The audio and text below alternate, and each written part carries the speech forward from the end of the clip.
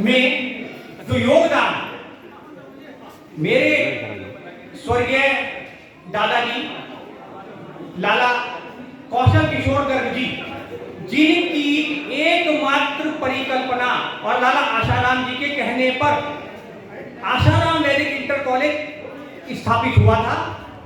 जब लाला कौशल किशोर जी गर्ग ने दिल्ली से पैसा मंगा करके लाला आशाराम जी को दिया था, तब आशाराम वैदिक इंटर कॉलेज बना था। लाला कौशल किशोर गर्ग आशाराम वैदिक इंटर कॉलेज के प्रथम प्रधानाचार्य रहे, जिसको आशाराम वैदिक इंटर कॉलेज के मैनेजमेंट ने कभी सम्मान नहीं किया। बड़ा विजय विधायक घटनाक्रम है ये। आशाराम वैदिक इंटर कॉलेज के प्रथम प्रधानाचार्य मेरे दादाजी स्वर्गीय लाला कौशल किशोर गर्ग, और उनको स्कूल मैनेजमेंट ने कभी वो सम्मान नहीं दिया जो उसके वो हकदार थे।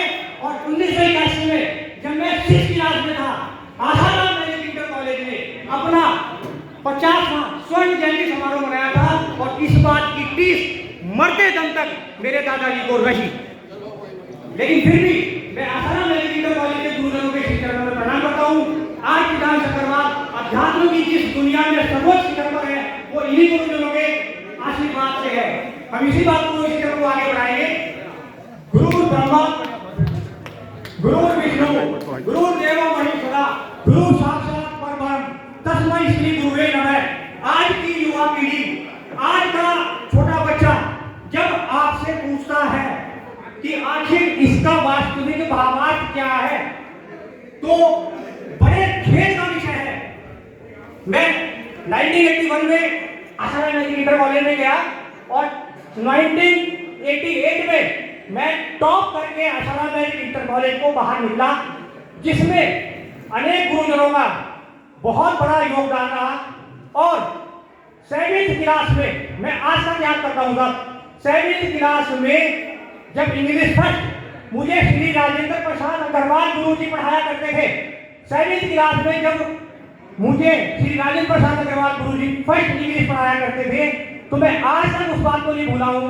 मैंने हमेशा उन्हें ये कहा कि काश गुरुजी आपने मुझे सेकंड इंग्लिश भी पढ़ाई होती, काश, ये मैं आज तक नहीं भूला हूँ। और दूसरी बात, अनेक गुरुजनों ने अनेक चीजें पढ़ाई।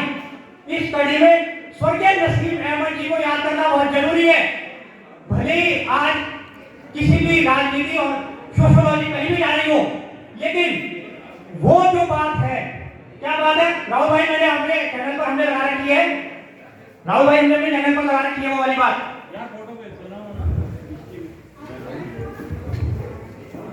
हाँ हाँ, तो हम कहाँ पर थे गुरुदा जी, हम कहाँ पर थे? नसीम अहमद जी पर।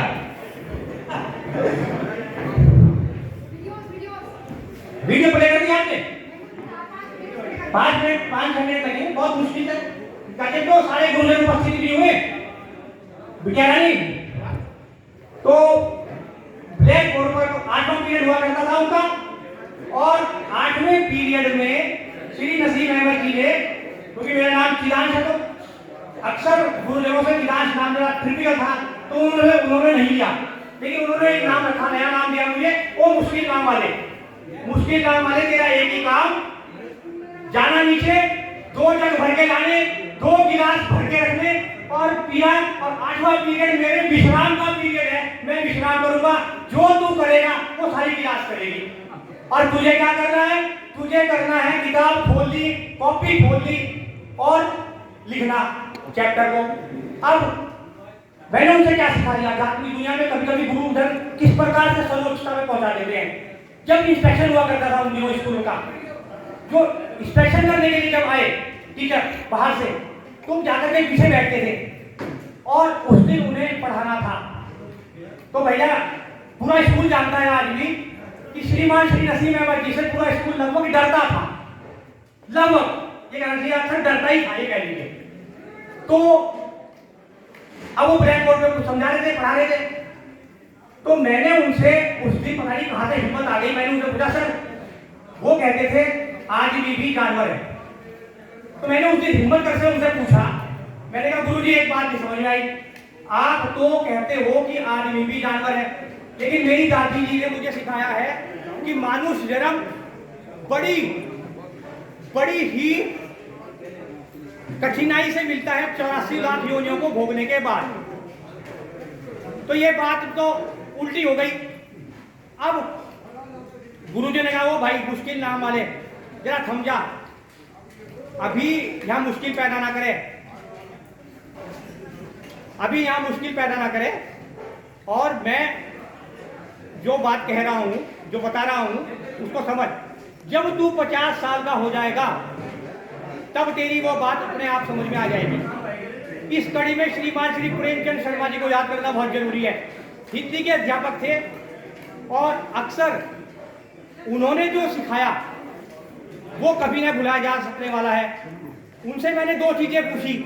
मैंने कहा, सर कबीरदास जी कहते हैं गुरु गोविंद दो खड़े काके लागो पाए, बलिहारी गुरु आपने गोविंद दियो बताया, चैप्टर हुआ करता था। और दूसरी तरफ आपने मुझे तुलसीदास पढ़ा दिया, वो कहते हैं सिया राम मैं सब जग जानी।